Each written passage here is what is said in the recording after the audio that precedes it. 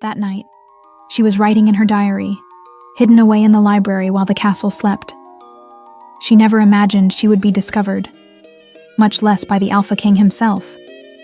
In her rush to flee, she left behind the worst mistake possible. The diary where she had written truths no one should ever read, especially him. Insults toward the kingdom, dangerous secrets, and mortifying confessions about the king being wonderfully irresistible. Now, consumed by shame, she hid and avoided being seen by the king, uncertain whether he had read it, or whether he was simply waiting for the right moment to confront her. The candle flickered atop the dark oak table, casting dancing shadows across shelves crammed with ancient books. Fair dipped her quill into the inkwell, hesitated for a second, then began to write with the restrained fury of someone burdened by too many secrets. Today I witnessed yet another episode of the fascinating play I call How to Destroy a Kingdom, by Theron, the devoted uncle. She pressed the quill harder than necessary, leaving dark blots on the page. Her jaw was tight, her fingers gripping the instrument as if it were a weapon, because that was exactly how it felt to write in that diary, armed with the only thing she possessed, the brutal truth no one else seemed willing to see. I managed to overhear Theron suggesting that taxes in the southern villages be raised temporarily to strengthen the defenses. Our dear king frowned. Will he finally question it today? Will he ask why the strengthened defenses are still the same 3 mold-ridden towers? Fair stopped and closed her eyes. She could see the scene from hours earlier with perfect clarity, herself hidden behind the columns of the main corridor, watching Alpha King Rurik and his uncle speak. She saw the king's expression, that momentary hesitation before he gave in. He always gave in. She continued writing, the words flowing with sharp sarcasm.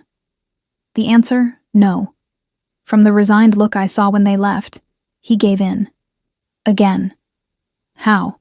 How is it possible to be so blind? The man has wolf eyes that can see in the dark, yet he cannot see the traitor standing right in front of him. Fair took a deep breath, trying to rein in the frustration burning in her chest like live embers. She had always been like this, unable to pretend she did not see, incapable of simply accepting things as they were.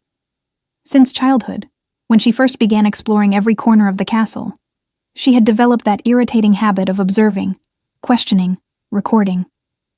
Her father, a loyal and honest royal guard, always warned her, "Fair, you cannot wander around alone like that.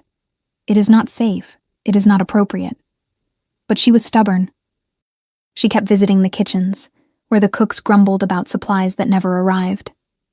The stables, where grooms murmured about promised equipment that never appeared. And especially the nearby villages, where she bought fruit and spoke with workers who trusted her in a way they would never trust anyone from the court. Because Fair was not of the court. She was merely a guard's daughter, raised without a mother from birth.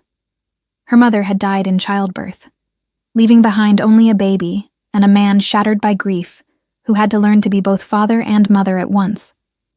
She grew up free in the castle corridors, without a lady's formal education, without the social restraints that imprisoned noblewomen. And perhaps that was exactly what had made her so observant. She saw the kingdom through the eyes of someone who did not fully belong to it. "Theron practically has gold coins drawn in his eyes," she wrote with barely contained rage. "The man smiles when he speaks of necessary sacrifices, as if he were discussing tonight's banquet, and not the hunger of entire families." She remembered Mistress Marta, whom she had met in the village that afternoon. The woman, with her wrinkled face and calloused hands, had said in a weary voice, "The promised grain vanished, girl, simply evaporated." Today in the village, Mistress Marta told me the promised grain disappeared, evaporated. Meanwhile, I saw 3 wagons leaving Theron's warehouse. Full. Where to? What a mystery. Her hands trembled slightly as she wrote, not from fear, but from helpless fury. Because who was she to accuse anyone? Who would believe a guard's daughter over the king's uncle, his trusted advisor? Sometimes I want to shake Rurik and scream, "Wake up!" But who am I? Just Fair. Just Fair. The girl with no mother, with no position, with no voice. She sighed and turned the page. And then, as always happened when she let her guard down, her thoughts drifted into dangerous territory. Forbidden. She began to write more slowly, the words heavy with a shameful confession she would never admit out loud. I saw the king training today, both in human form and as a wolf. Her face flushed instantly. She should not have been there. Royal training sessions were not public. They took place in a secluded courtyard guarded by sentinels. But Fair knew every secret passage in the castle, every forgotten window, every hidden angle. She had found a place from which she could watch unseen, behind a tall column overgrown with vines, on the second floor of an abandoned side tower. In human form, he is impressive, she wrote, biting her lip. Tall, broad-shouldered, strong arms flexing with every sword movement. His chest is, how embarrassing to write this, but it is perfectly defined, visible through the sweat-soaked training clothes clinging to him. She closed her eyes, and the image rose vividly in her mind. Rurik training beneath the afternoon sun, his abdominal muscles contracting with every strike, sweat trailing down the side of his neck. The way he moved, with that lethal grace only true alphas possessed, power and control in every gesture. And then he had transformed. Fair felt a shiver run down her spine just remembering. She wrote quickly, as if she needed to expel the memory before it consumed her. And then he transformed. The transformation is... I have no words. His body twists, expands, and within seconds there is a massive black wolf where the man once stood. A truly alpha wolf. Black as the darkest night, larger than any normal wolf. Golden eyes gleaming with intelligence and power even in animal form. She remembered holding her breath at that moment, her hands gripping the cold stone of the column to steady herself, because the sight was terrifying and fascinating at the same time. Watching a man become a beast, watching the creature emerge without losing the essence of who he was. He trained as a wolf for nearly an hour, the strength, the speed, the brutal grace. It is terrifying and fascinating all at once. Fair stopped writing. Her hands were trembling again, but now for entirely different reasons, because she had to confess the most shameful part, the part that haunted her on silent nights. She took a deep breath and continued. When he finished, he transformed back, and I should have looked away. I should have left. But I was frozen. She could feel heat rising up her neck, staining her cheeks. But she had to write. She had to release this confession that was devouring her. After the transformation, he is naked. Completely. Her heart raced, just remembering. I saw a guard hurry forward with a heavy cloak to cover him, but for a few seconds that felt like eternity, I saw his entire body. The broad, muscular back still slick with sweat from training, the line of his spine, strong legs, everything. Every inch of bronze skin, every defined muscle. The battle marks, old scars telling stories I will never know. Fair squeezed her eyes shut, shame burning in her chest like fire. Because she had stayed there, hidden, watching something she should never have seen. Etching every detail into her memory like a thief, stealing something precious. The guard wrapped the cloak around his shoulders and I finally managed to breathe. My heart was pounding. My hands were shaking.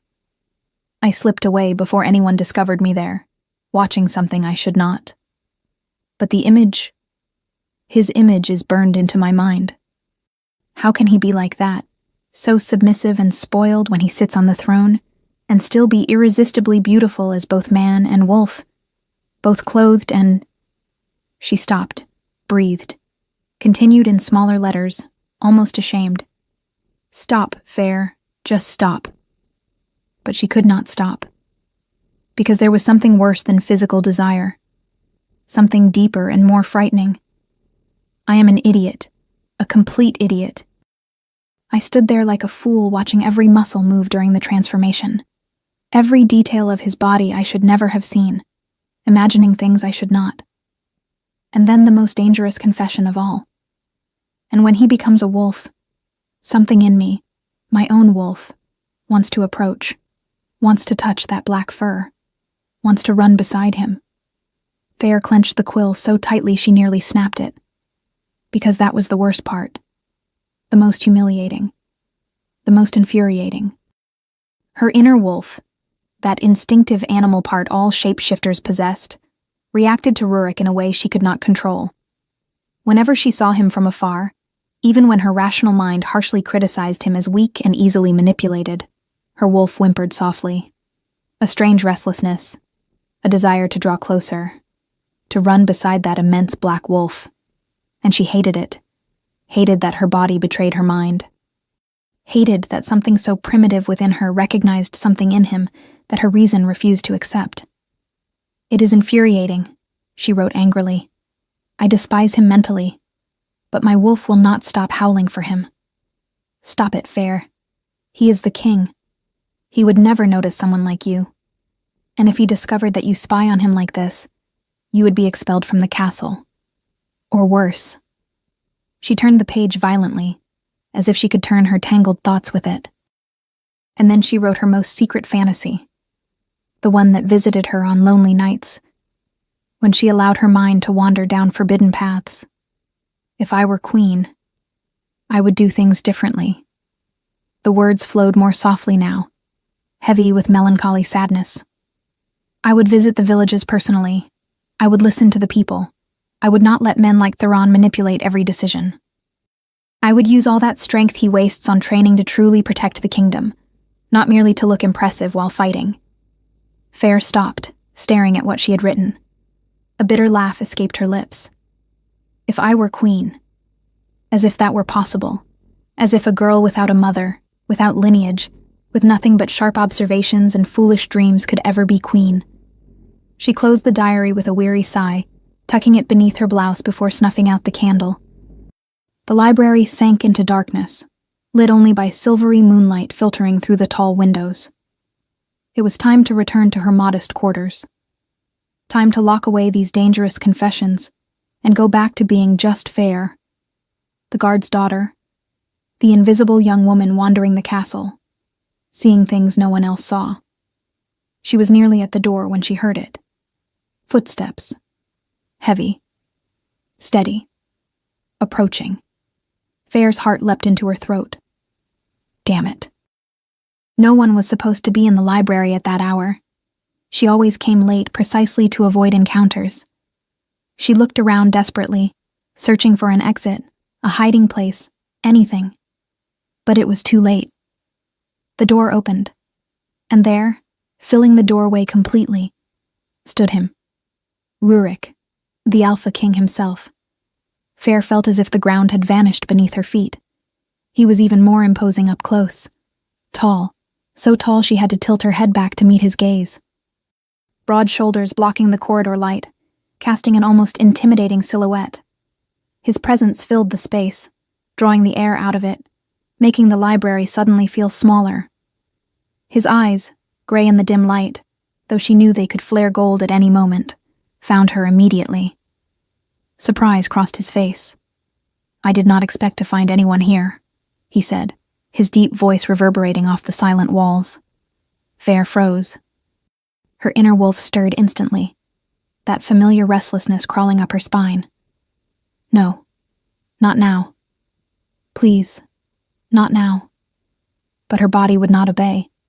She felt her heart pounding violently against her ribs. Her hands still clutching the diary began to sweat. Her legs felt like water. And worse, much worse, her wolf was practically singing inside her. Recognition. Attraction. That silent howl she always fought to ignore now echoing through her chest with renewed force. Because he was there. Only a few steps away. So close she could smell him. Cedarwood, leather, and something wilder, more primal. Alpha scent. Her voice came out hoarse, barely a whisper. She cleared her throat. Your Majesty, I was just reading. Why did her voice have to tremble like that? Why were her legs unsteady? Get a grip, Fair. He is just a man. A spoiled, manipulated man you despise completely. But her wolf disagreed. Her wolf wanted to step closer, wanted to stop. Rurik tilted his head slightly, studying her with those keen eyes, and Fairy realized, with rising horror, that he could likely hear her racing heartbeat, smell her nervousness in her sweat. A wolf's sharpened senses missed nothing, especially not an alpha's. "At this hour?" he asked, taking a step into the library. Fair retreated instinctively. Not out of fear. It had never been fear. But because his proximity made her body react in ways her mind wholly disapproved of. "I like to read at night," she managed, forcing steadiness into her voice. "When it is quiet." He stopped, seeming to realize he was intimidating her. His expression softened slightly. For a moment, there was only silence between them, heavy, charged with something Farah could not name. And then Rurik did something unexpected. He smiled. Small, almost imperceptible, but genuine. "So do I," he said simply. "I have not slept in days. I thought walking through the castle might help. I saw the candlelight, and..." He hesitated, running a hand through his dark hair in a gesture that looked tired. "I am sorry if I startled you." Fair blinked. He is apologizing. The king is apologizing to me? Something tightened in her chest, because he looked different. Not the distant king she saw from afar, always surrounded by advisors, always wearing that mask of controlled authority, but just a man. Tired, worried, vulnerable. And that was dangerous. Because it was easier to despise him when he was merely a distant figure. Much harder when he was standing there, so close, so real. "You did not startle me," she lied, still pressing the diary to her chest. "I simply did not expect to see anyone." "What were you reading?" he asked, moving toward the shelves with measured steps, as if trying not to frighten her further. Damn it. Damn it. Damn it. "Just old stories," she improvised quickly. "About the first alphas. Nothing very interesting." Rurik picked up a random book, flipping through the pages without really reading them. He seemed nervous? No, not nervous, but definitely uncomfortable. "You like history?" "I like understanding how things work," Faye answered honestly. "Why things happened the way they did. Sometimes the past explains the present."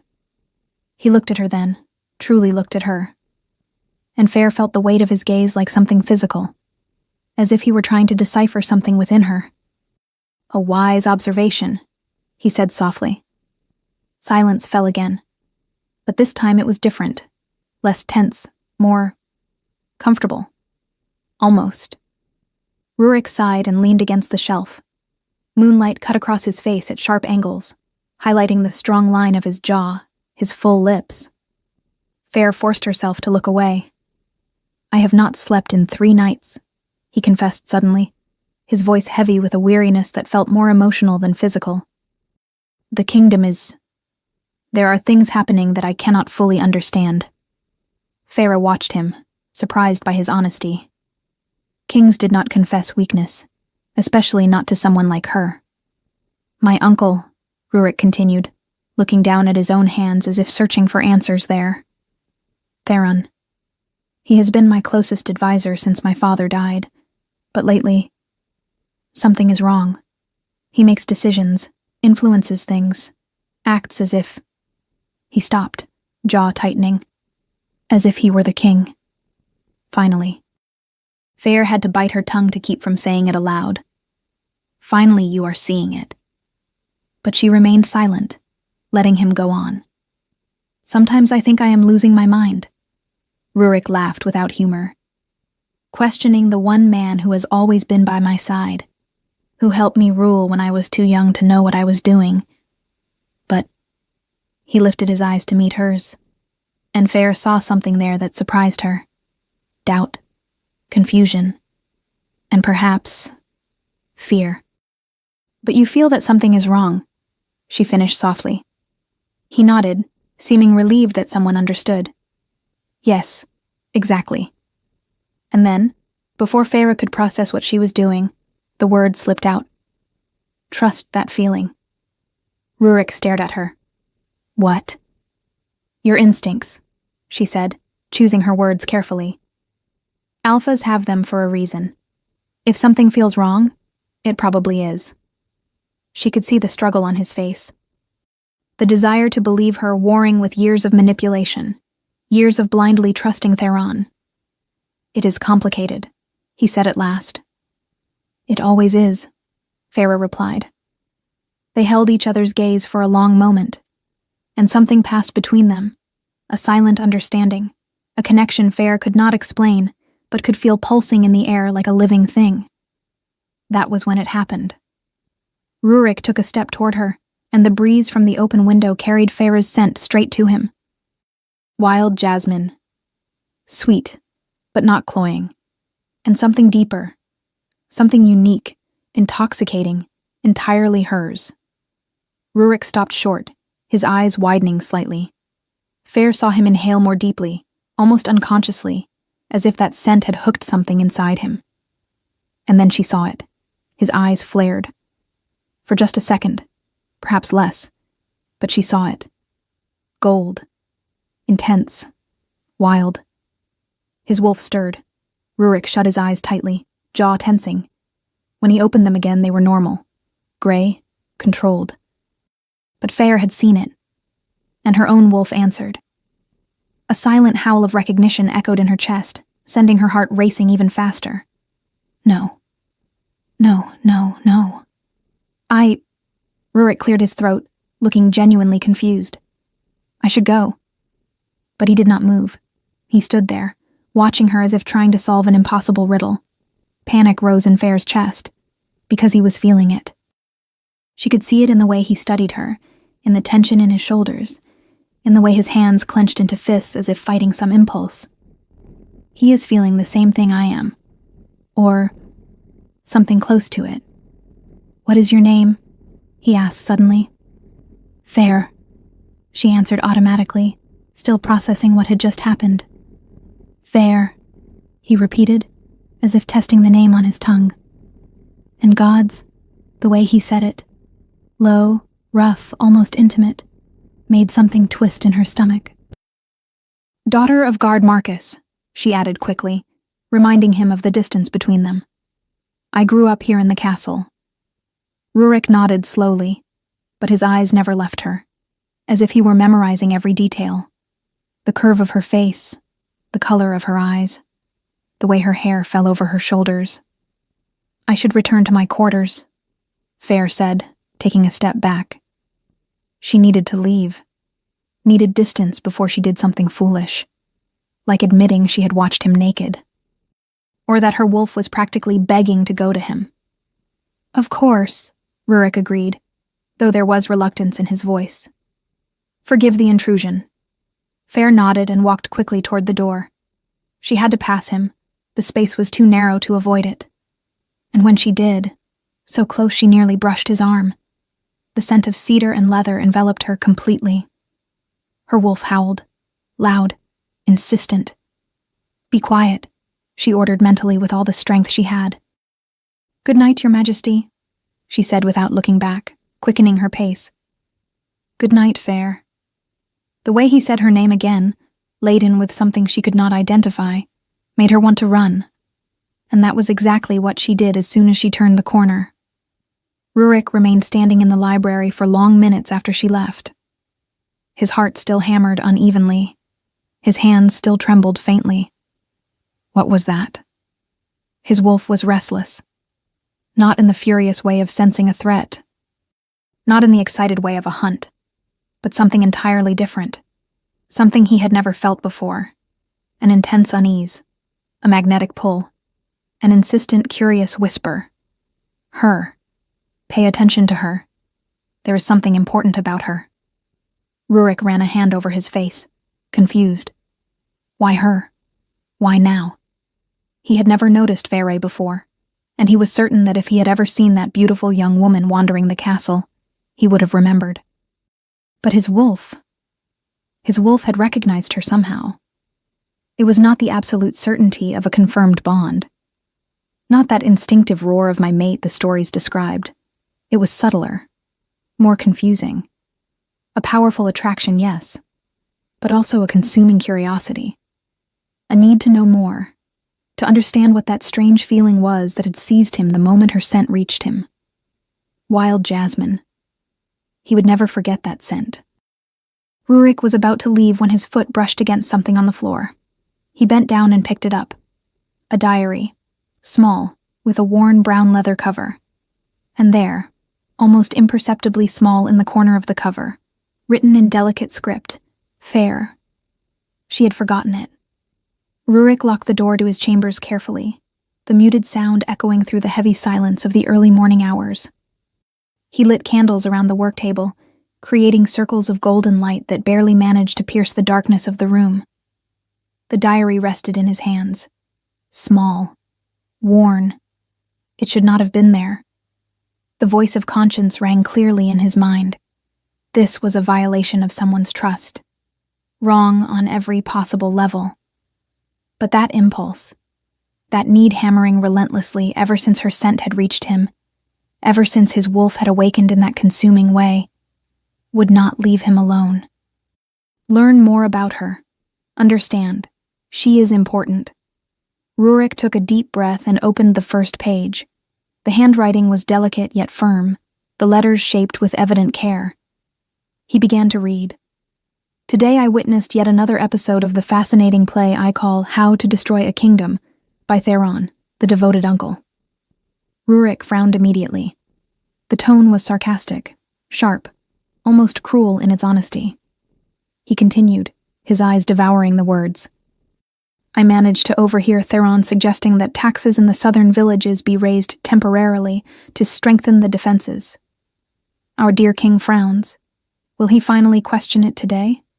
Will he ask why the strengthened defenses are still the same 3 moldy towers? He remembered that conversation perfectly. It had been exactly that day, in the council hall. Theron had presented the figures, the seemingly solid justifications. And yes, Rurik had frowned, questioning inwardly. But how did she know? From where had she observed?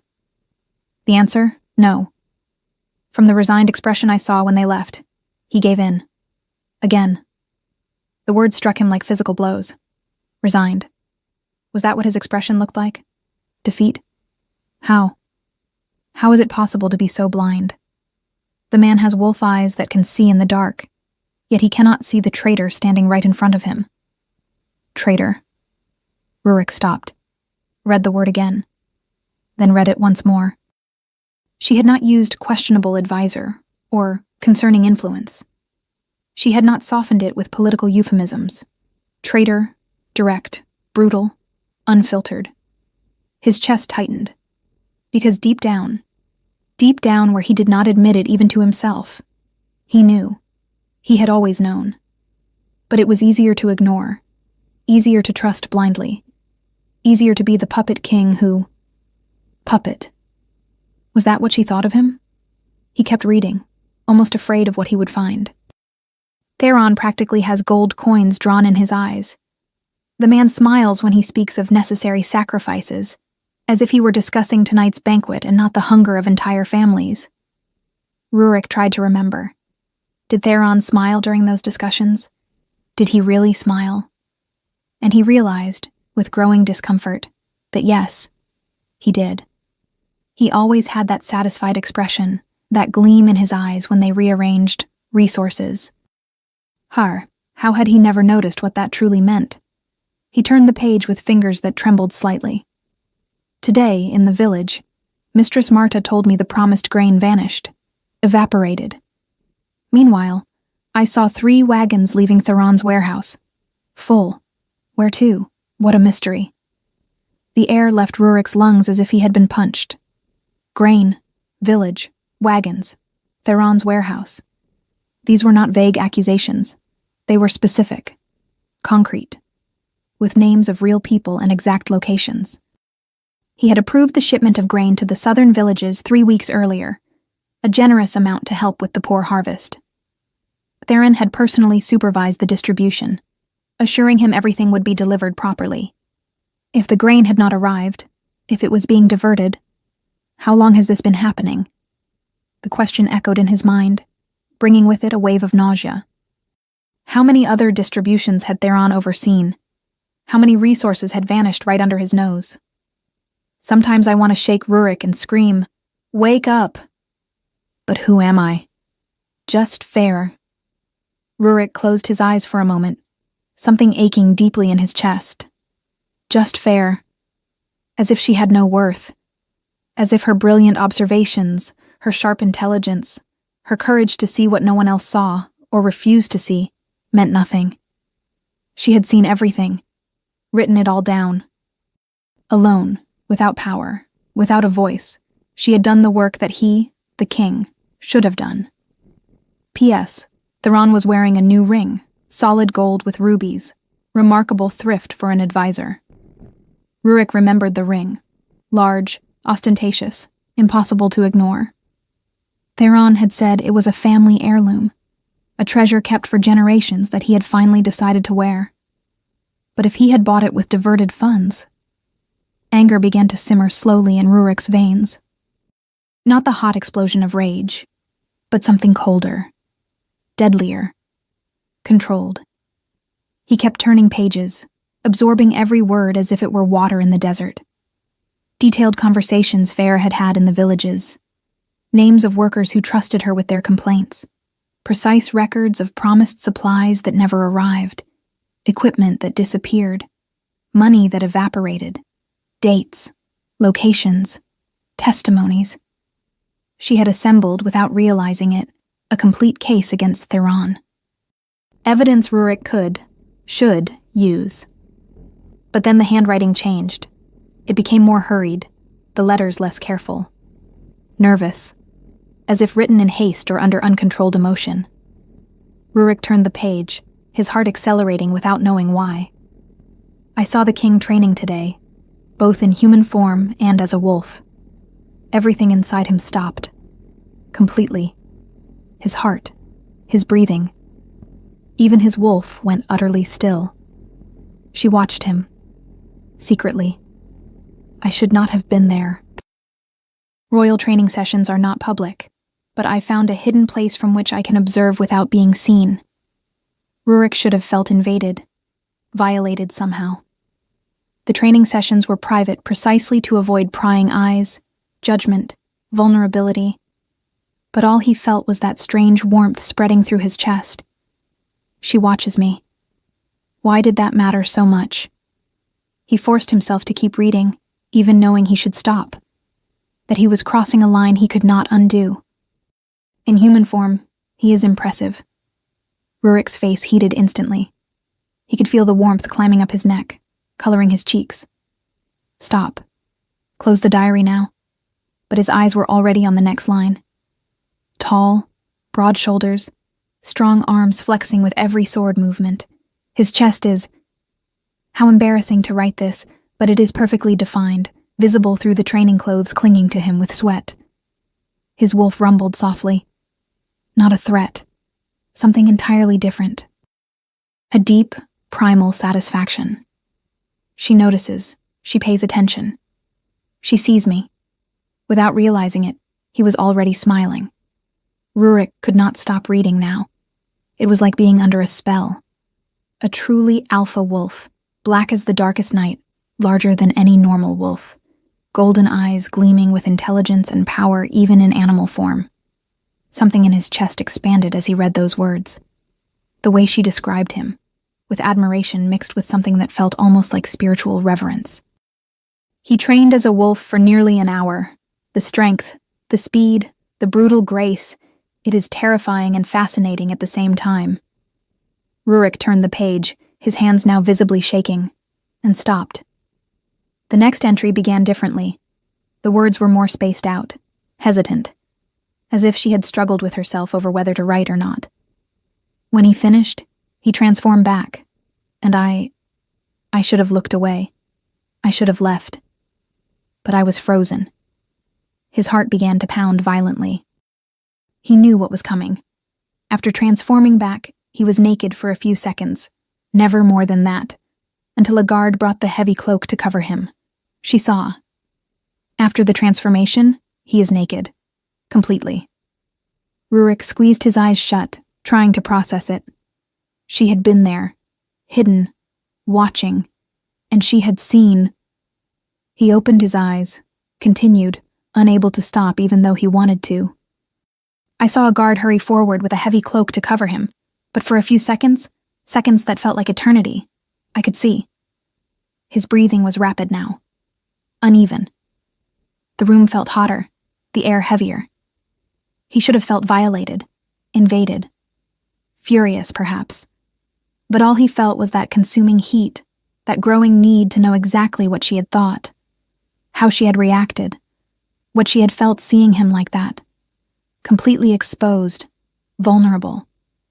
His entire body. The broad, muscular back still slick with sweat from training, the line of his spine, strong legs, everything. Everything. She had seen everything. Every inch, every detail.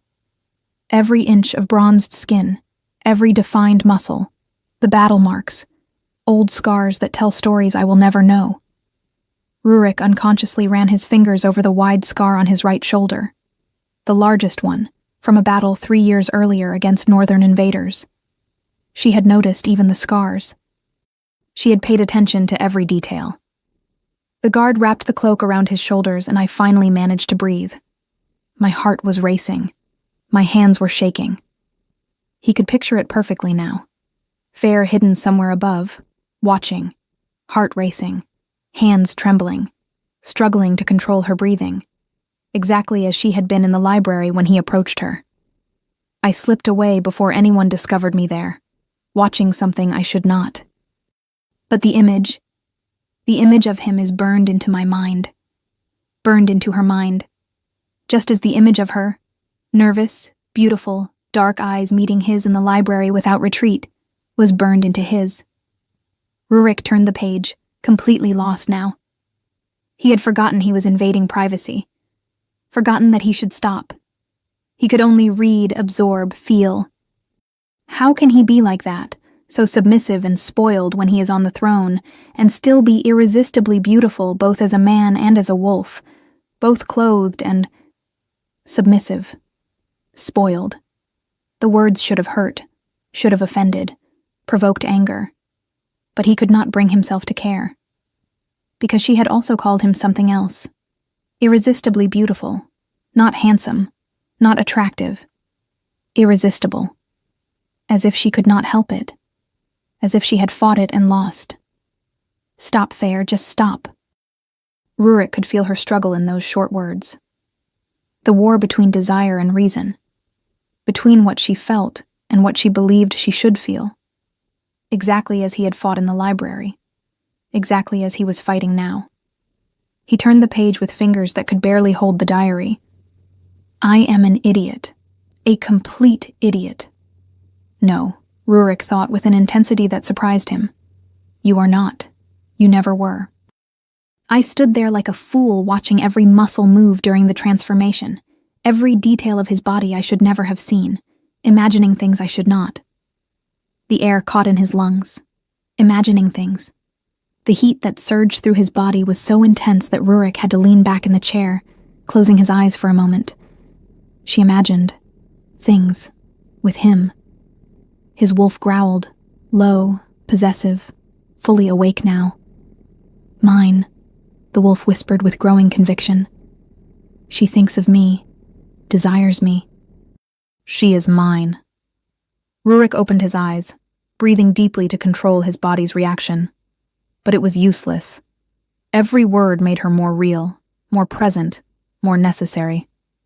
He forced himself to continue, even knowing that every line pulled him deeper. And when he becomes a wolf, something in me, my own wolf, wants to approach, wants to touch that black fur, wants to run beside him. Everything stopped. Completely. The world. Time. His breath. Rurik reread the line, then reread it again, and again. My own wolf. Her wolf. Wanted to approach, to touch, to run beside his. This is it. This is exactly what my wolf feels for her. Understanding struck him like lightning, because it was precisely what his wolf had felt when he smelled her in the library. That consuming need to draw closer, to protect, to keep near, to run together beneath the moon. We both feel it.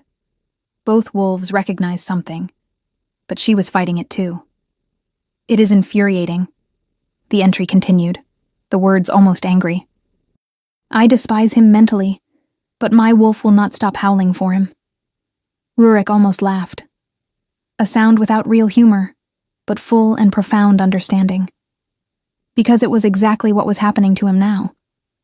His rational mind tried to say she was just a guard's daughter, no one of important lineage, no one the council would accept, no one who should matter this much.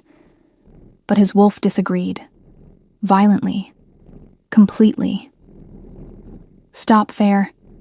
He is the king. He would never notice someone like you.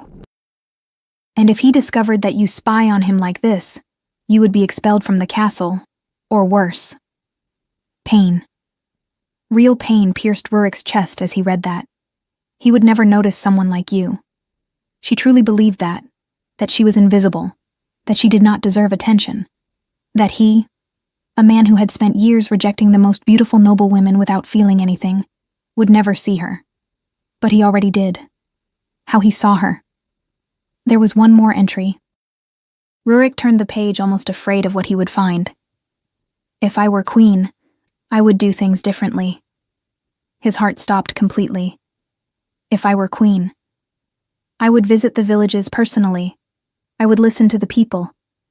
I would not let men like Theron manipulate every decision. She would be a better queen than he was a king. The truth was crystalline, undeniable. I would use all that strength he wastes solely on training to truly protect the kingdom, not merely to look impressive while fighting. Wasted strength. The words cut deep because they were brutal and inescapable truth. He trained every day, kept himself strong, fast, lethal. But for what? To impress at occasional tournaments? To maintain appearances of power?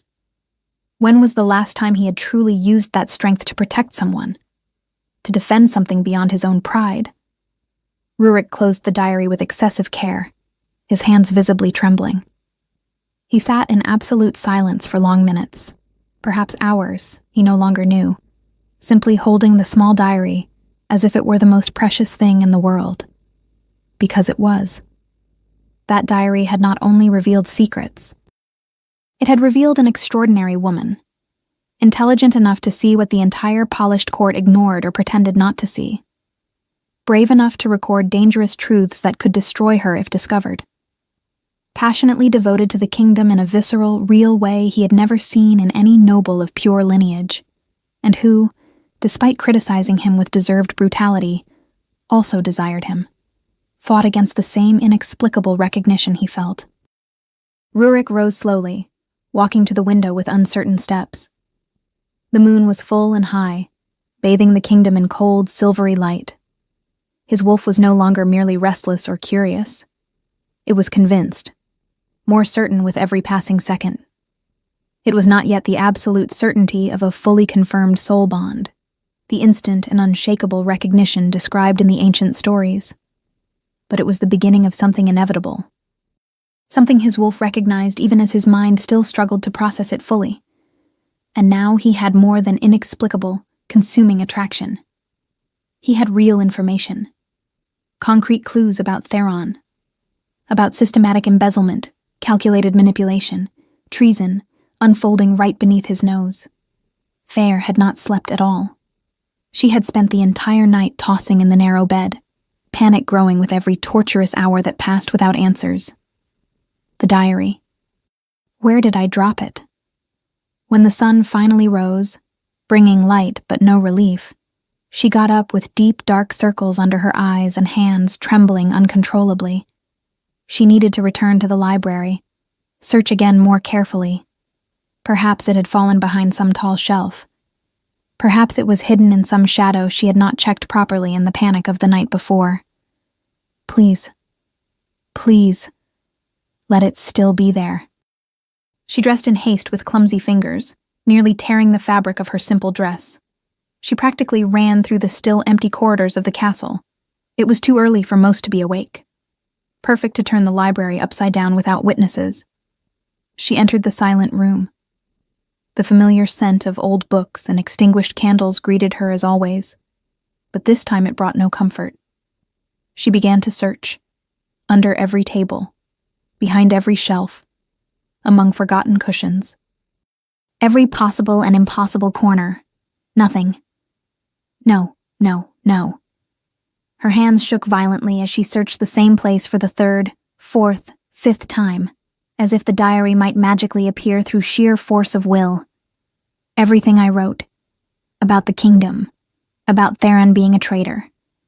About the king. About watching him train. About seeing him naked after the transformation. About my wolf howling for him. About imagining things that... The shame burned so fiercely that Feyre had to sit down, her legs simply giving out. If someone read it, if it fell into the wrong hands, if Theron discovered the accusations, if the king read the parts about... I am completely ruined. She buried her face in her hands, trying to breathe, trying to think, trying to find some impossible solution. Maybe no one would find it. Maybe it had fallen into some dark crevice no one would ever search. Maybe. Feyre remained there, lost in thought, almost crying. Rurik woke that morning, after spending the entire night reading Feyre's diary, with a clarity he had not felt in years. Perhaps he had never felt it at all. The haze Theron had so carefully kept over his eyes had lifted, replaced by crystal-clear sight and controlled fury. He hid the diary in a secret compartment in his chambers, behind a wooden panel only he knew how to open. Then he dressed, straightened his crown, and went out to be the king he had always been. But he was not the same king anymore. In the corridors, he greeted courtiers with the same cordiality as always. In the throne room, he listened to petitions with seemingly detached attention. In council meetings, he nodded at Theron with a neutral expression. The perfect mask. But underneath it, he worked. On the first day, he discreetly summoned a loyal guard who had served his own father for decades. A man he could trust, absolutely.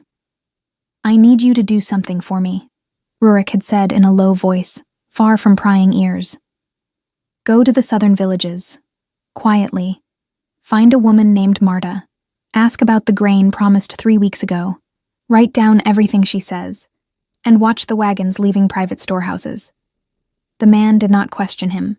He simply nodded and left before nightfall. On the second day, Rurik sent another trusted guard, a man old enough to be nearing retirement, owing Theron no favors, to trace financial documents, distribution records, compare what had been approved with what had actually reached its destinations. Look for discrepancies, he had instructed. Account for every coin that does not add up. And while his men worked in the shadows, Rurik began to change his behavior toward Theron. Subtly. Not dramatically. That would alert his uncle immediately. But in small ways. When Theron suggested something, Rurik hesitated one heartbeat longer before agreeing. He asked more specific questions. Why exactly do we need to raise taxes? Show me the figures. He looked more closely. He paid attention to details he had always ignored. And he watched his uncle, truly watched him for the first time. He saw the gleam in Theron's eyes when they discussed financial restructuring. He saw that satisfied smile Feyre had described. He saw the way his uncle moved through the castle, with authority he should not have, issuing orders that were not his to give. How did I never see this before? The answer was simple and shameful. Because he had not wanted to see. Because it was easier to trust blindly. Because Theron had always been there, filling the void his father's early death had left behind. But now he saw. And what he saw sickened him. Theron was no fool. Decades of manipulating people had taught him to read subtle signals, nearly imperceptible shifts in behavior. And he was seeing those shifts in Rurik. On the second day, sitting in his private chamber, Theron drummed his fingers on the imported mahogany desk, bought with stolen money his naive nephew had never noticed. Something changed. Rurik was different, more alert, less pliable, asking questions he had never asked before. Is he investigating me? Paranoia, the old companion of anyone who lives by betrayal, began to whisper. Impossible. He is too weak, too controlled. Years of building him into that. But the doubt remained, persistent, corrosive. On the third day, Theron made a decision. He summoned 3 servants he knew were flexible with their loyalties. He offered heavy gold coins. Find out what the king has been doing, he ordered in a soft, dangerous voice. Who he speaks to, what he does, where he goes. Everything. And to one particular servant, a small, discreet man who worked in the royal chambers, he gave an even more specific order. Search his rooms. Look for anything unusual. Letters, documents, anything. The man nodded, his eyes shining with greed. Fair was losing her mind. 3 days, 72 hours, 4,320 minutes of absolute growing panic. She had gone back to the library 6 times on the first day, 8 on the second. Now, on the third, she had lost count of how many times she had entered that cursed room to tear through the same places. It has to be here. It has to be. But it was not. She had checked under every table at least 20 times, behind every shelf until her hands were raw, between every cushion until she had memorized every tear in the old fabric. Nothing. Someone took it. Someone read it. Someone knows. Nights were worse. She lay in the narrow bed, staring at the dark ceiling, imagining increasingly horrible scenarios. Theron reading the accusations and having her arrested for treason. The king reading the humiliating parts and laughing at her with the court. Her father being punished for raising a daughter so reckless, being thrown out of the castle with nothing, or worse. She could barely eat. Food turned to ash in her mouth. Her stomach churned constantly, tied into a painful knot. She avoided any part of the castle where she might run into the king. She took longer routes. She hid behind columns when she heard heavy footsteps approaching, because she did not know what she would do if she saw him. If those gray eyes that haunted her dreams found hers. If he knew. He cannot know. He cannot. But the treacherous voice of reason whispered, what if he already does? On the third day, Fair was in the library again. It was late morning, most people busy with daily duties. She was alone, as she always had been lately, kneeling on the floor, checking for the 1,000th time beneath the same table where she had been sitting that fateful night. Nothing. Always nothing. Tears burned behind her eyes. Not from sadness, but from furious frustration and fear that ate like acid. I am so stupid. So careless. I wrote all of that and just forgot it. How could I be so? At last I found you. Fair froze. Completely. Every muscle, every nerve, every heartbeat simply stopped. She knew that voice. Deep, resonant. The voice that had made her shake the first time they spoke. No. Slowly, so slowly that every movement hurt, she rose from the floor, turned. And there, filling the library doorway exactly as he had 3 nights before, stood Rurik. But he looked different now. More present. Sharper eyes, straighter posture, as if something inside him had awakened. And the way he looked at her made her heart kick dangerously. Your Majesty, she managed, her voice coming out surprisingly steady despite her nerves. I was just reading, he finished, his lips curved faintly. I like reading too, especially at night, when the castle is quiet. Fair did not know whether he was merely being polite or whether those words carried hidden meaning. Yes, she agreed carefully. It is more peaceful. Rurik walked slowly toward the shelves, fingers gliding along the spines. He seemed relaxed, but there was something in the way he moved. Deliberate, measured. Found anything interesting lately? he asked without looking at her. Fair's stomach tightened. Was it an innocent question, or did it have a second edge? No, not really, she replied, trying to keep her voice normal. He picked up a random book and flipped through it. That is a shame. Sometimes we find unexpected things in the most ordinary places. Unexpected things. Fair felt her face heat. Was he talking about the diary, or only about books? I suppose so, Your Majesty. Rurik looked at her then, truly looked. His gray eyes studied her with an intensity that made Fair forget how to breathe. Do you write? He asked suddenly. Her heart stopped completely. Sometimes, she admitted, her mouth dry. Nothing important. I am sure it is more important than you think, he said softly. Words can reveal a great deal. About the world, about people, about feelings we sometimes keep hidden. He knows. He has to know. But he could also be speaking in general. Just making conversation. Fair could not be sure, and the uncertainty was torture. Your Majesty, I should... Honest observations, he interrupted, turning his attention back to the book in his hands, can be valuable, even when the writer believes no one else will ever see them. Fair's blood turned to ice. He was definitely implying something. But he still was not saying it outright. Sometimes, she said in a shaky voice, honesty can be dangerous or necessary. His eyes met hers again, especially when it wakes someone up to truths they would rather ignore. They stared at each other. The tension in the air was palpable. Fear, shame, and something deeper Fair could not name. Rurik closed the book slowly and slid it back onto the shelf. Then he took one step toward her. If you had lost something, he said in a low voice, almost casual, something personal and important, would you like to know it was in safe hands? Fair's eyes widened slightly. He has it. He really has the diary. But he still did not say it directly. I suppose so, she managed. He nodded, as if that answered a question he had not asked aloud. Good. Before Fair could process, the door opened abruptly. A guard, breathless, clearly agitated. Your Majesty, forgive the interruption, but your Uncle Theron requests your presence immediately. He says it is urgent. Something about the council. Rurik closed his eyes for a moment, jaw tightening visibly.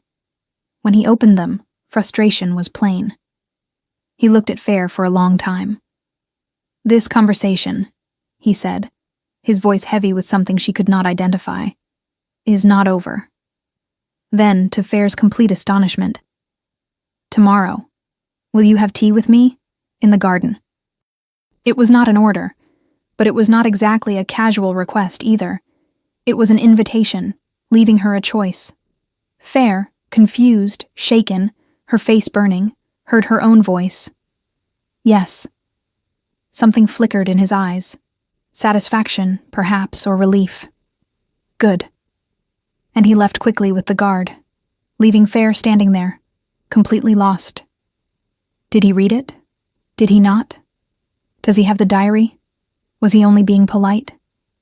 She did not know, and the uncertainty was killing her. While Fair wrestled with torturous doubts, another drama unfolded in the castle's shadows. The servant Theron had bribed waited patiently until he was absolutely sure the king was occupied. Then he entered the royal chambers with the quick, efficient movements of someone who had done this before. He searched drawers, wardrobes, under the mattress, behind paintings. He was about to give up when he noticed something strange. A wooden panel in the wall near the fireplace seemed slightly misaligned, as if it had been moved recently. He pressed, pushed. It opened. And inside, carefully hidden, was a small diary with a worn brown cover. He picked it up with trembling hands and opened it. The handwriting was delicate, clearly feminine. He saw the name written small in the corner. Fair. He did not recognize it. But Theron had paid for anything unusual in the king's rooms. He tucked the diary beneath his tunic and slipped out through the empty corridors. Theron was in his private chamber reviewing documents when the servant knocked discreetly. "Enter." The man stepped in, nervous but excited. "I found something in the king's chambers, sir. A diary." Theron looked up, intrigued. "The king's?" "No, sir. A woman's. Fair, it is written." Fair. The name was vaguely familiar. Some maid? Someone's daughter in the castle? "Why would the king have a woman's diary hidden away?" he murmured, more to himself. But he took the book, dismissing the servant with a few coins. Alone, he opened the first page and began to read. 5 minutes later, Theron was no longer sitting calmly. He was on his feet, the diary clenched in hands that trembled. Not with fear, but with barely contained fury mixed with something more dangerous. Opportunity. He had read everything, every poisonous word, the accusations about him, traitor, diverted grain, suspicious wagons, Mistress Marta, the gold and ruby ring, details far too specific, far too dangerous. The girl had obviously told the king. How else would Rurik have this diary hidden in a secret compartment? That is why he changed. That is why he is questioning me. That wretched girl. Rage boiled in his veins. But Theron had not gotten where he was by being impulsive. And as he read again, he saw the opportunity shining between the lines of accusation. Because the diary also brutalized the king himself, called him submissive, spoiled, a puppet, spoke of the kingdom's problems, its injustices, conspiracy, disrespect toward the crown. And those parts about watching the king train, seeing him naked, her wolf howling for him, proof of sick obsession. Perhaps even witchcraft. Witches used obsession to control alphas. Everyone knew that. Perfect. Theron sat down again, his mind working at calculated speed. He would make a public announcement. He would search for the diary's owner. He would force Rurik to take action against someone conspiring against the crown. If his nephew tried to defend her, it would prove he was compromised, enchanted. The council would demand action, and Theron would finally have the total control he had always wanted. He smiled.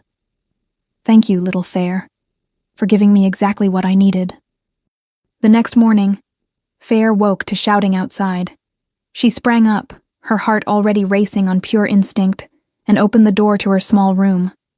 Guards were running through the corridors. Servants whispered nervously in frightened clusters. "What happened?" she asked a cook hurrying past. "A royal announcement, girl. In the main courtyard. Everyone must attend immediately." Fair dressed in haste, trembling fingers fighting the ties of her simple dress, and hurried down the stone stairs. The main courtyard was packed. Guards, servants, courtiers, merchants. All staring at the raised platform where the king normally made proclamations. But it was not the king standing there. It was Theron.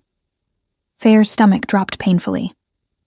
"Good people of the castle," Theron began, his voice loud and authoritative as it echoed off the stone walls. "I come to you with a matter of extreme gravity that affects the safety of all of us." He held something up high. Small. Brown cover.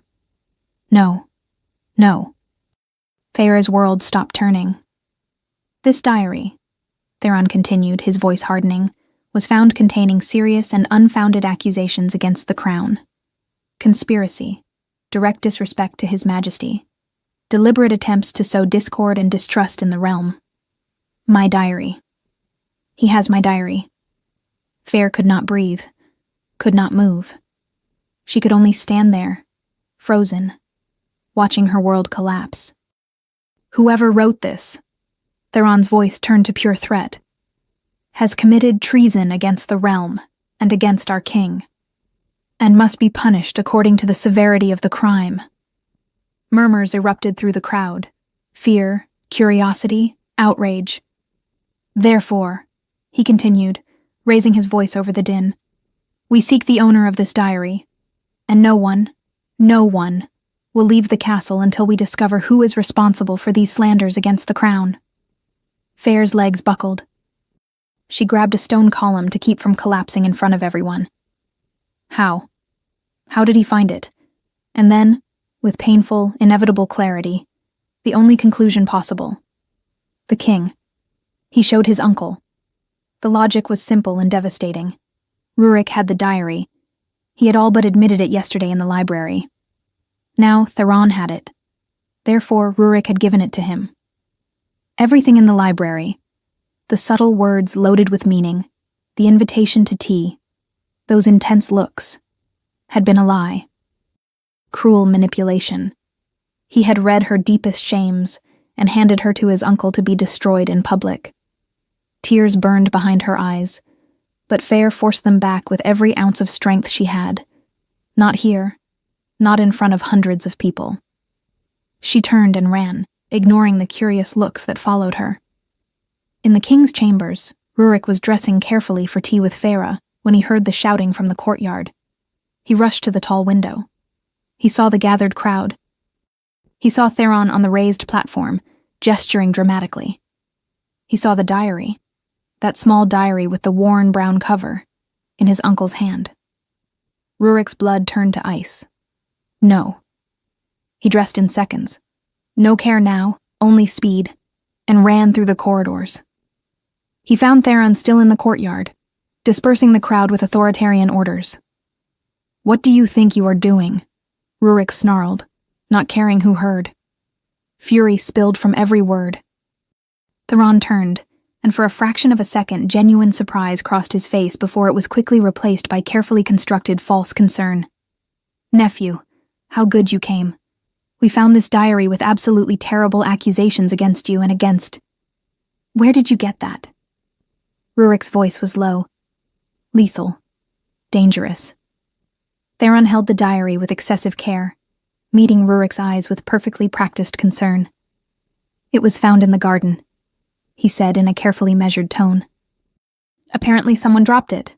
A servant, alarmed by the grave content, naturally brought it to me at once. In the garden." Rurik felt fury flare hotter. His uncle was lying to his face. Boldly. Because they both knew, both of them knew, that the diary had been hidden in a secret compartment in the king's chambers. Theron had ordered a search. Ordered it stolen. But Rurik could not accuse him without admitting he had possessed a diary containing conspiracies against the crown. And Theron could not admit he had searched the royal chambers without orders, without confessing to spying and trespass. So there they stood, staring at each other, both knowing the truth, both unable to say it out loud. A silent, lethal chess match. "In the garden," Rurik repeated, his voice dangerously soft, every word laden with meaning that everyone around them missed, but Theron understood perfectly. "How convenient. Is it not?" Theron smiled. "How fortunate we found it first."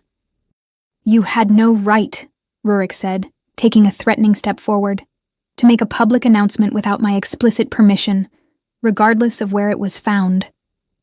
The emphasis made Theron's eyes narrow briefly. "But surely you see the gravity of what is written here," his uncle argued, changing tactics. "Conspiracy against the crown, accusations against members of the council, direct disrespect to you. I was protecting your interests." Protecting. They both knew it was a lie. "It is a diary," Rurik cut in, his voice echoing through the courtyard. "Personal opinions, private thoughts." "Thoughts that affront the crown," Theron insisted. "That must be punished appropriately." Rurik stepped closer, his eyes flaring gold for a brief second. A tense silence fell between them. Theron retreated slightly. They stared at each other. A silent game. Rurik snatched the diary from his uncle's hands. "I will handle this personally." He turned and left before Theron could argue further. But the damage was already done. Fair had heard the announcement, and she would surely believe he had betrayed her. In her modest room, Fair wept. Not loud sobs, but silent tears that burned, fed by rage, fear, and pain. "Fair?" Marcus entered, deep worry etched into his aged face. "The announcement. That diary. It is mine, father," she managed through tears. It is mine. She watched his face drain of color. What did you write, my girl? Truths, she cried, her voice breaking. About Theron stealing from the realm, about manipulating the king, about the grain that never arrives. And... She stopped, shame blazing. And personal things, about the king. Things I never should have written. Marcus pulled her into a tight embrace. How did Theron get it? He asked gently. And then came the devastating conclusion. The only possible logic. The king. Fair pulled back, looking at her father with red, desperate eyes as she told him everything. He found my diary and gave it to his uncle. You cannot be certain. I can, she shouted, pain turning into fury. He read it all and handed me to his uncle like I was nothing, like it was some cruel game. The tears surged again. How was I so stupid? I thought he was different, that he was better than this, but he is just as bad as Theron. Marcus cupped his daughter's face in his calloused hands. Then we are getting you out of here. I know every secret passage in this castle, Marcus said with iron determination. 40 years of service taught me things. You have a cousin in the eastern village. We will go to her, only until things cool down. If they find out you helped me, leave that to me, he said firmly. We will wait until nightfall. Rurik discreetly summoned his trusted guard. I need you to find someone for me, he said in a low voice. Fair, daughter of Guard Marcus. Find her before Theron does. Help her hide. Protect her. His wolf was frantic, howling inside him with urgent need. Your Majesty. The guard hesitated. Counselor Theron ordered an active search. He wants to find her first. Then be faster than he is, Rurik said, his eyes flaring gold. She cannot fall into his hands. Do you understand? Protect her, no matter what it costs. The guard nodded and left quickly. Rurik remained alone, holding the diary. Please, Fere. Trust me. Just a little longer. At dusk, Marcus led Fere through narrow corridors, ancient, forgotten passages built for escapes in times of war. During the shift change, exactly when he knew there would be a 3-minute gap, they slipped out through a hidden side door under creeping vines. Fair's last sight was the castle towers against the darkening sky. Rurik's trusted guard arrived at Marcus's quarters moments too late. Empty. He ran back to the king, breathless. Your Majesty. They fled. Marcus and his daughter. Gone. Rurik felt as if he had been punched in the stomach. No. Fair, no. A guard loyal to Theron had come with word of the escape minutes earlier. Theron was furious. Absolutely furious. How? How did she get out? One of the guards helped her, sir. Marcus. Theron smiled, that dangerous smile. Arrest Marcus immediately. Treason. Helping a conspirator flee. A calculated pause. And send guards after the girl. I want her back. Alive. As soon as dawn broke, Fair was found, in one of the villages she frequented, where she had thought she could find temporary refuge. Theron's guards surrounded her, and dragged her back to the castle like a criminal. Rurik learned from his own guards that Farah had been captured, and that Marcus was imprisoned in the dungeons, by Theron's order. The fury that exploded inside him was unlike anything he had ever felt, cold, lethal, controlled. He gathered his personal guard, men loyal only to him. Get Marcus out of the dungeons, now, and bring Fair. Put them both in chambers near mine, under my personal protection. The guards rushed to obey. Theron discovered it minutes later. He stormed into the king's chambers without knocking, furious. What do you think you are doing? This is obstruction of the investigation. I arrested them lawfully. Rurik turned slowly, and for the first time in his life, he let the true Alpha rise fully to the surface.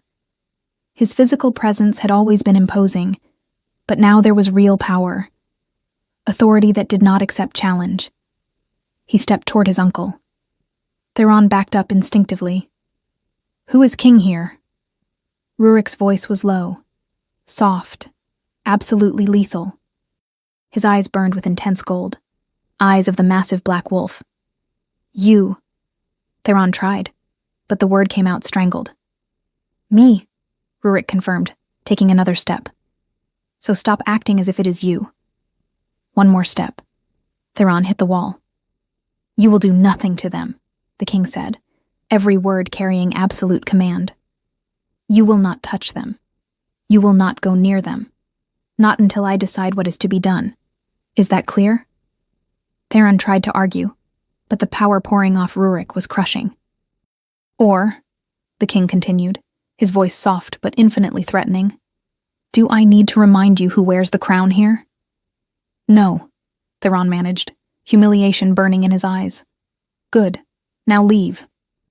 Theron walked away from that confrontation shattered, humiliated, and absolutely furious. That girl had changed everything, turned his weak nephew into something dangerous. Theron left that confrontation with his nephew shaking, not with fear, but with a rage so intense he could barely breathe. The king had never spoken to him like that. Never displayed that kind of raw power, that alpha authority that had made Theron instinctively retreat like a cornered animal. The girl. Everything had changed because of her. That insignificant guard's daughter had turned his weak, malleable nephew into something dangerous, into a real king, and that could not be allowed to continue. Theron locked himself in his chamber, his mind working with the calculated precision of decades spent manipulating people and situations. The original plan, to use the diary to incriminate her, to force Rurik to punish her, had failed. The king had protected her, placed her under his personal guard, openly defying Theron. But there were other ways, more subtle ways, more lethal ways. He had already planted the seed when he read the diary. Those passages about obsession, about her wolf howling for him, proved witchcraft. Now he merely needed to water that seed with carefully cultivated rumors. And if that was not enough, well, poisons were difficult to trace, and a dead king could not protect anyone. Theron worked with the silent efficiency of a serpent. He sought out specific members of the council, the older ones, the more traditional, the more superstitious. Men who valued bloodlines and distrusted anything that smelled of magic. Have you noticed how our king has been different? Theron whispered in private conversations, his tone heavy with false concern. Since that girl appeared. Different how? The counselor would ask. Obsessive. Theron let the word hang in the air. He never showed interest in any woman. Years of refusing noble women of impeccable lineage. And suddenly, some guard's daughter with no name, no standing, and he protects her as if... A calculated pause. As if he had no choice. He watched understanding and suspicion grow in the other man's eyes. You are suggesting... I am suggesting nothing. Theron raised his hands in feigned innocence. Only observing facts. His behavior changed radically. He confronted me because of her. And that diary. He did not need to say more. The seed was planted. He repeated variations of this conversation with 5 influential council members over the course of 2 days. Always careful, always insinuating, never accusing outright. And he watched as distrust spread like a silent disease among the councilors. Rurik knew Theron was plotting something. He could feel it in the looks the council members gave him, cautious, almost fearful, in conversations that stopped abruptly when he approached. But he had more urgent concerns. Feyre. She was only a few chambers away, under his protection, yet might as well have been on the far side of the kingdom for the emotional distance between them. His wolf was restless, howling constantly. Go to her. Explain. Make her understand. She is ours. For 2 days, Rurik hesitated, gathering courage, rehearsing words, trying to find the right way to explain. But in the end, he knew there was no right way, only the truth. On the 3rd day, he knocked on her door. Feyre was sitting near the window when she heard the knock. Her heart leapt immediately. In recent days, she had been confined to that luxurious room, far more luxurious than anywhere she had ever lived, yet still a gilded prison. Her father was in adjacent chambers, equally protected. Or watched. She no longer knew which. Guards loyal to the king brought food, made sure she had everything she needed. But no one explained anything. No one said what would happen next. "Come in," she said, her voice steadier than she expected. The door opened, and there he was. Rurik filled the doorway exactly as he had in the library. Tall, imposing, impossible to ignore. But there was something different in his expression now. Something vulnerable she had never seen before. "Your Majesty." Fair rose quickly, keeping her distance. She did not know whether to feel anger, shame, or fear. Perhaps all three. "Fair," he said softly, closing the door behind him. "We need to talk." She did not respond. She simply stood there, arms crossed defensively over her chest. Rurik took a few steps into the room, then stopped when he saw her stiffen. "First," he began, his voice laden with emotion he seemed to be struggling to control. "I need you to know the truth. About the diary." Fire felt her face flush immediately with shame. "I was not the one who showed it to Theron," Rurik continued, his eyes meeting hers with intensity. "He ordered my chambers searched. He stole the diary from a secret compartment." She blinked, processing. "I would never betray you like that," he said, taking another careful step. "When I read your words, yes, I read them, and I know I should not have, but I did. I was changed by them. I did not want to hurt you. I wanted to protect you." Something tightened painfully in Fair's chest. "Then how did Theron?" "He suspected I was investigating him," Rurik explained. "He sent spies everywhere. They found the diary hidden and took it to him." It made sense. Terrible, logical sense. "I am sorry," Rurik said, and there was genuine pain in his voice. "I am sorry for letting things reach this point, for not protecting you better, for not seeing what Theron was sooner. The fault is mine." Silence fell between them. Heavy, but not uncomfortable. Fair did not know what to say. All the furious words she had practiced over the past days died in her throat. Because he seemed sincere, truly remorseful. "The things you wrote in the diary," Rurik continued after a moment, his voice lower now, almost hesitant. "About me, about feelings, were they real?" Feyre's face burned so fiercely she was certain she was red to the roots of her hair. All those shameful confessions. Watching him train, seeing him naked, imagining things, her wolf howling for him, and he was asking if they were real. "They are just..." Her voice came out hoarse. She cleared her throat. "Foolish things, Your Majesty. Silly fantasies of a girl who does not know her place." She saw something change in his expression. His eyes lost some of their light. His jaw tightened. "What a shame," he said softly, with genuine sadness that made her chest ache. "Because I very much wish they were true." And before Fair could process it, before she could respond, he turned and left. The door closed with a soft sound. Fair stood there, staring at the wooden door, completely lost. He wished they were true? What does that mean? She sank slowly into the chair by the window, her mind spinning in confused circles. Rurik left Fair's chambers with a heart heavy as stone. She had denied it, said they were foolish fantasies. His wolf howled in pain inside him. "No, she is ours. She feels it too. We know she does. But if she did not want to admit it, if she was too ashamed or too afraid, Rurik would not force her. He would never do that. But he could do one thing. Something he should have done long ago. Free the kingdom from the man who had poisoned it for years. In the days that followed, Rurik worked methodically. He gathered all the guards he had sent to investigate, compiled every report, every testimony, every document. Mistress Marta from the southern villages confirmed everything. The grain never arrived. Other families as well. Names, dates, promised quantities versus what they actually received. The guards traced the wagons, followed them to the port, found merchants willing to testify. For a price, of course, but testify nonetheless. Theron had been selling the kingdom's resources for personal profit. Financial records showed glaring discrepancies. Funds approved versus funds distributed.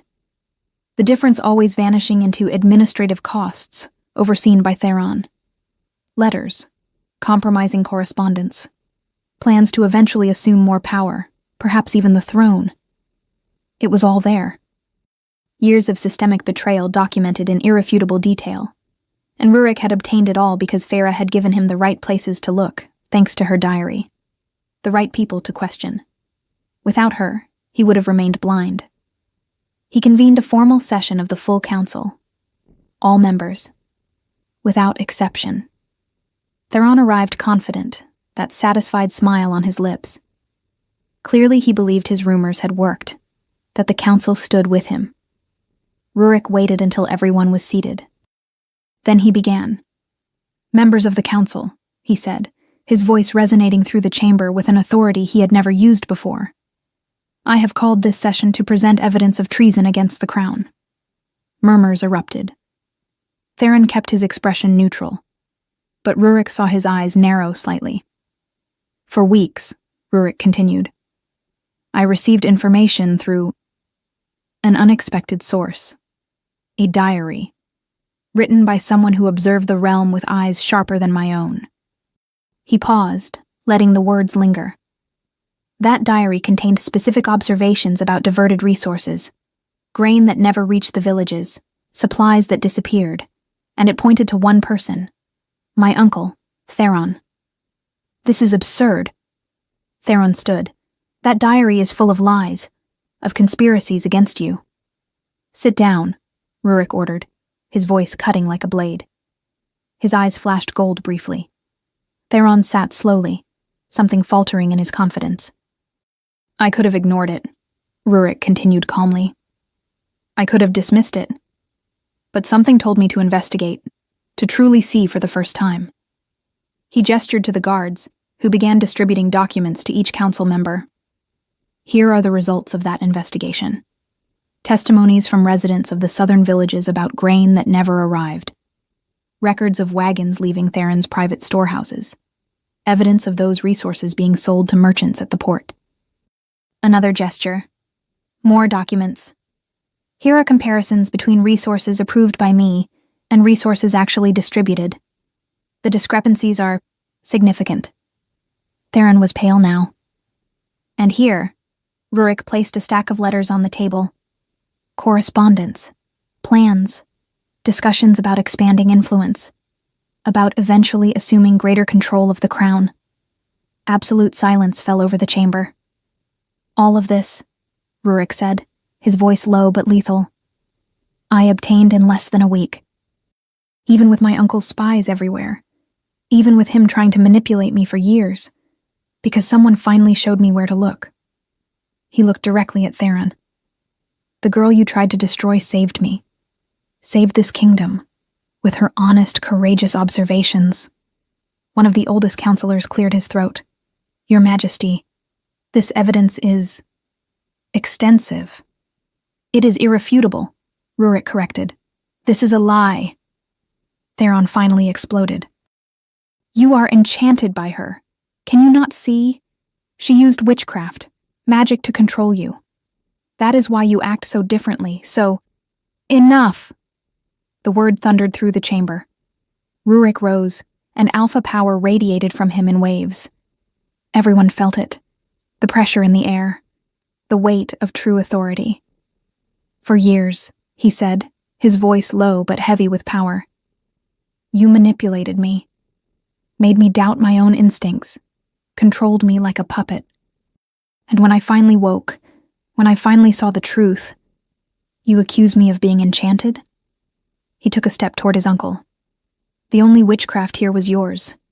Years of poisoning my mind against trusting myself." His eyes glowed fully gold now. "Theron," Rurik said, and there was finality in the name.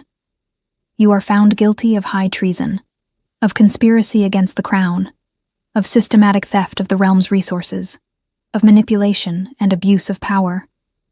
The entire chamber held its breath.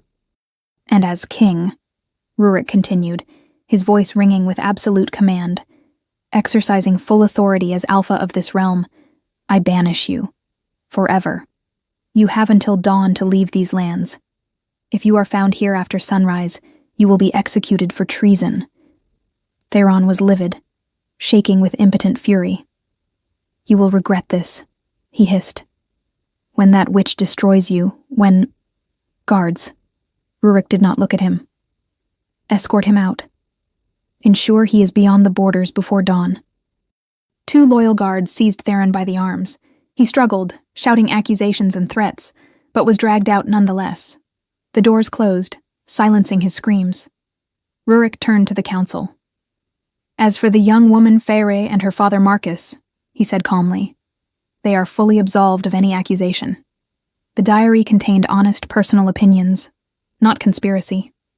And thanks to those observations, we uncovered real treason. He looked at each council member. Does anyone object? Silence. No hands were raised. Good. This session is adjourned. Feyre learned from the guards that Theron had been banished, that she and her father were completely free, that it was over. She sank heavily onto the bed, trying to process it. It was over. Truly over. She should have felt relief. And she did. But there was something else, too. Something confusing and complicated. A few days passed. Feyre remained in the castle. The king insisted on keeping her, and her father, for safety, and, though he did not say it aloud, for convenience as well. Rurik was busier than ever. He reorganized the council, secured fragile alliances, corrected courses that had been neglected for far too long. Even so, amid the decisions of the realm, he began to ask for Feyre's opinion, always with respect, always as king, never as anything more than that. For Feyre, however, every meeting was a silent battle. Her heart rebelled every time she saw him. The bond, contained, pulsed like a low, insistent flame, demanding more than she was ready to give. Until a soft knock at the door made her rise. Come in. It was a guard. Miss Feyre, he said respectfully, the king requests your presence, in the gardens, if you are willing. Feyre hesitated only a moment. I will be there shortly. The garden was bathed in the soft light of afternoon. The scent of flowers filled the air, jasmine, roses, lavender. Feyre walked slowly along the stone path, her heart racing with every step. And then she saw him. Rurik stood near the central fountain, watching the water. Tall, strong. But there was something different about him now. Something lighter. As if an ancient weight had finally been lifted from his shoulders. He turned when he heard her approach, and smiled. Small, restrained, but genuine. Fair, he said softly. Thank you for coming. And by the way, he continued, you were right, you know, about everything you wrote. I wasted my strength, ignored the people, let Theron manipulate me. But you woke me. He took another step. I want to thank you. Publicly, before the court I already did, but I wanted to thank you here as well, personally. You do not need to. I do, he interrupted gently, because there is something else I need to tell you. Feyre's heart raced. Rurik took a deep breath, as if gathering courage. I spent years, he began, his voice laden with emotion, refusing to choose a queen. The council pressured me constantly, presented candidates of noble lineage, organized elaborate dinners, and I always said, later, when the realm is stable, when I have solved the problems. He laughed without humor. I thought marriage was a distraction from what truly mattered, ruling well. That choosing a companion was secondary, frivolous. He took another step, standing very close now.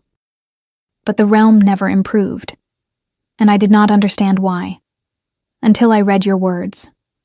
His eyes met hers with an intensity that stole the air from Fair's lungs. You see, Fair. You see what I refuse to see. You see the people, the real problems, the true solutions. You would not be a distraction from the realm. You would be the partner I needed and never knew how to seek. His voice grew softer, more intimate. I never thought I would want a woman to love me this much. I never felt it before. For anyone. But you... He stopped, the intensity in his eyes making Fair tremble.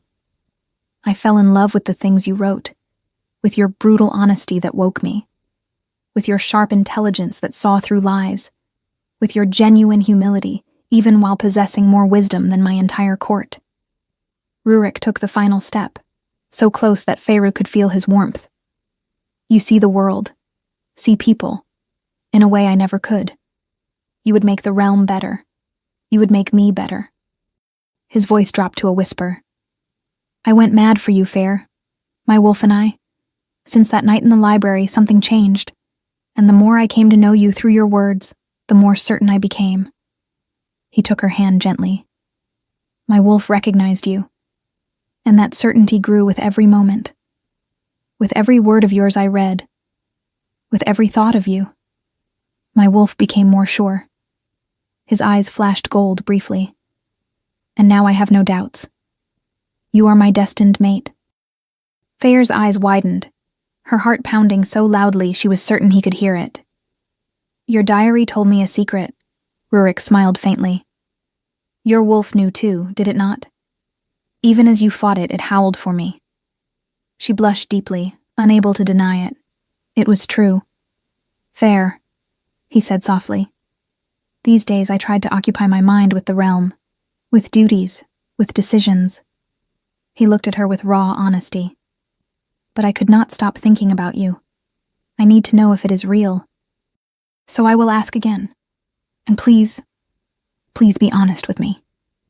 He held her face between his hands with infinite care. The feelings you wrote about, are they real? Tears burned behind Feyre's eyes. And this time, she did not lie. Yes, she whispered. They always were. I have always been in love with you, not only with the handsome man I watched train from afar, but with what you could be, with what I saw existed in you, hidden beneath manipulation. The tears finally fell. But you are the king, and I am just Feyre, a guard's daughter, nothing more than that. You are everything, Rurik said with fierce intensity. Everything I need, everything the realm needs. And then he asked, shall we finally have that tea I promised? Feyre laughed through her tears and nodded. They sat at a small table in the garden. Tea was served by discreet servants who soon vanished, leaving them alone. They talked. Truly talked. For the first time without secrets, without misunderstandings, without masks. Just Rurik and Feyre. He spoke of growing up under Theron's shadow, always doubting himself. Of never feeling attraction to anyone until her.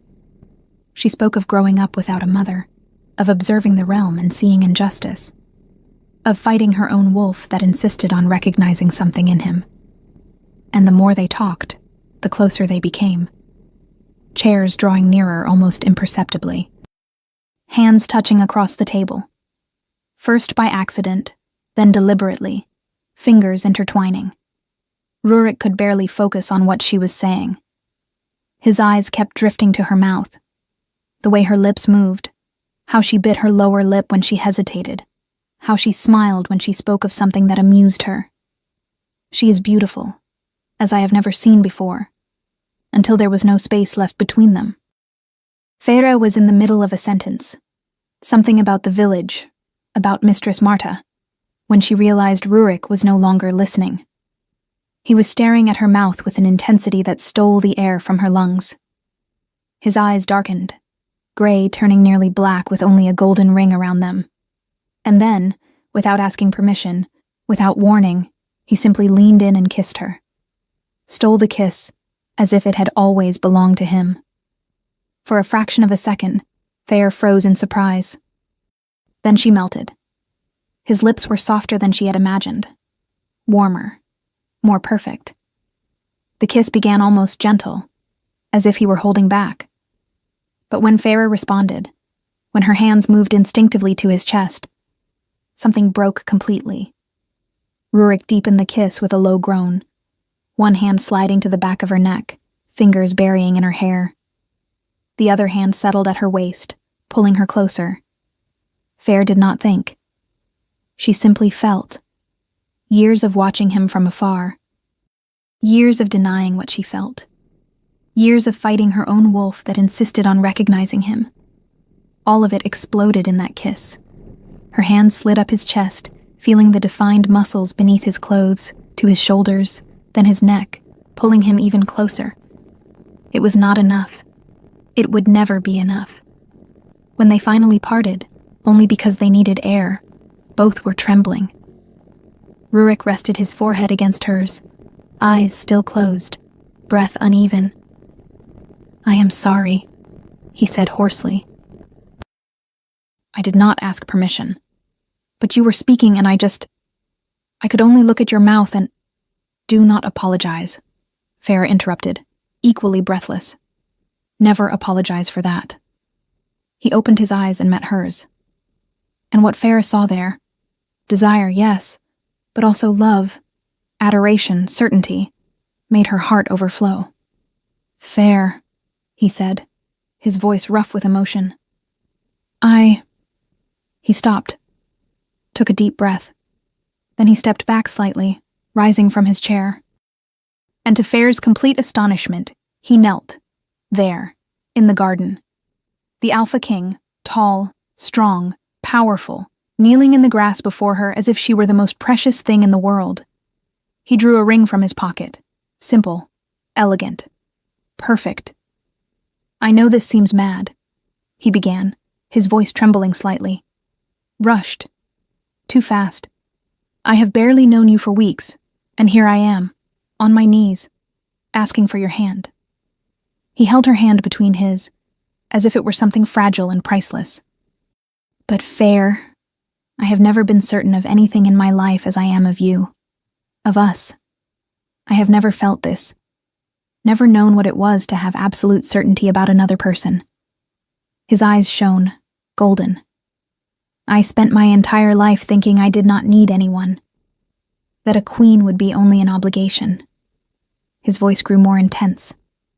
"And then I met you, read your words, saw the world through your eyes, and I realized I was completely wrong.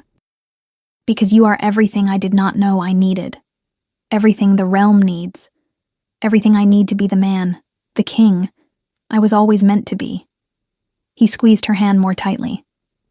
"I do not care about lineage. I do not care what the council thinks. I will not, imagine anyone by my side but you. When I try to picture the future, you are there. Always. In every vision, every plan, every dream." A tear finally slipped free, trailing down his cheek. "And I know this seems rushed. I know I should wait. Get to know you better. Court you properly. But Fair," his voice broke slightly, "I love you. I love you in a way I have never loved anyone. I did not even know I could love like this. Beyond my father, I have never loved anyone in my life. And now I cannot imagine a day without you. I cannot imagine not loving you."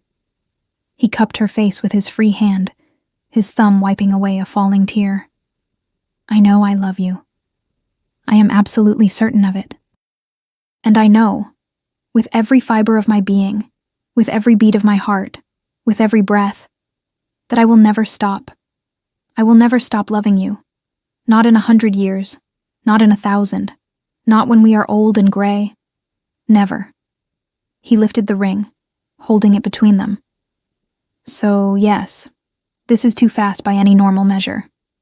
But there is nothing normal about what I feel for you, about what we are together." He smiled through his tears. "Proposing to the woman who called me a spoiled puppet in her diary. A woman who saw all my flaws and still her wolf howled for me. He was vulnerable in a way kings never should be. I want to marry you, Fair. I want to claim you as my Luna before the entire realm. I want you to be my queen, my counselor, my partner in absolutely everything. His eyes burned intensely now, wolf gold mixed with overwhelming human emotion. I want to run with you beneath the moon as wolves. I want to rule beside you as equals. I want to wake every day seeing the world through your eyes, learning to be better because you show me how. I want to build the realm you always knew we could have. Together. He held her hand, the ring ready. I want to spend every day of the rest of my life loving you, protecting you, honoring you, being worthy of you. His voice dropped to a fierce whisper. So Fair, daughter of Marcus, the woman who saved me without even realizing it. The woman my wolf recognized before I understood what was happening. The woman I love more than I ever thought possible to love anyone. He stopped, his eyes locking onto hers with absolute intensity. Will you marry me? Fair could not stop crying. Tears streamed freely down her face, but they were tears of happiness so pure it hurt. Yes, she managed, her voice trembling but firm. Yes. Always yes. She paused, laughing through her tears. Yes, Rurik, I will marry you. Rurik smiled, understanding, and slid the ring onto her finger. It fit perfectly. And then it happened. The moment the ring touched her skin, the moment she said yes with her whole heart, something changed. Both their eyes flared gold. Simultaneously, intense, absolute, unmistakable. Fair felt as if something inside her, something that had always been waiting, searching, finally clicked into place, like two pieces of a puzzle fitting perfectly together. The bond. It was no longer growing attraction or gradual recognition. It was absolute certainty. Her wolf howled inside her, not with restlessness, but with pure joy. My mate, my alpha, mine alone. And she knew with every fiber of her being, that Rurik's wolf answered the same way. She could feel it, the connection between them like a strong golden thread. She could feel his emotions, love, joy, relief, protective possessiveness, and he could feel hers. They stood there, gazing at one another with eyes glowing gold in the afternoon light, the soul bond finally, completely sealed. My Luna, Rurik whispered, his voice filled with reverence. My alpha, Fairy replied, and then he pulled her into another kiss, deeper, more intense, sealing with their lips what the bond had already sealed in their souls. Under the golden light of the setting sun, witnessed only by flowers and sky, something new began. A king who finally saw his realm. A Luna who had always seen the truth. And a love that was, at last, inevitable. Epilogue. That night, two wolves ran through the forest of the realm. One immense black wolf, powerful alpha, just as large and magnificent as Fair had always watched from afar, hidden in her tower. Beside him, a smaller but equally fierce she-wolf, finally running free at his side. They ran side by side beneath the full moon, free, wild, complete. And Fair remembered the words she had written in that diary. Confused, frustrated words, filled with a desire she did not understand. And when he turns into a wolf, something in me, my own wolf, wants to draw close, wants to touch that black fur, wants to run at his side. Now she ran. Not watching from afar with a broken heart, not fighting what she felt, but free, at his side, as it was always meant to be. The black wolf turned his head, golden eyes meeting hers for a moment. And even in animal form she could feel through the bond. Love, joy, wholeness. He slowed, waiting for her to catch up, then touched his muzzle to hers. A gentle, intimate gesture. My Luna, my mate. She answered by brushing against the black fur she had always wanted to touch, running circles around him in pure joy. And Feyre, running beside her alpha, finally understood why her wolf had always howled for him. It was not weakness. It was not betrayal of her rational mind. It was recognition. Inevitable. Destined. True. Some bonds are written in the stars long before they are understood. Some loves begin as irritation because they are too powerful to be denied. And some queens are born not of noble bloodlines, but of hearts brave enough to write the truth, even when no one else dares to see it. Beneath the moon that witnessed their bond, beneath the stars shining over the realm they now protected together, two wolves ran. And the kingdom, at last, was at peace.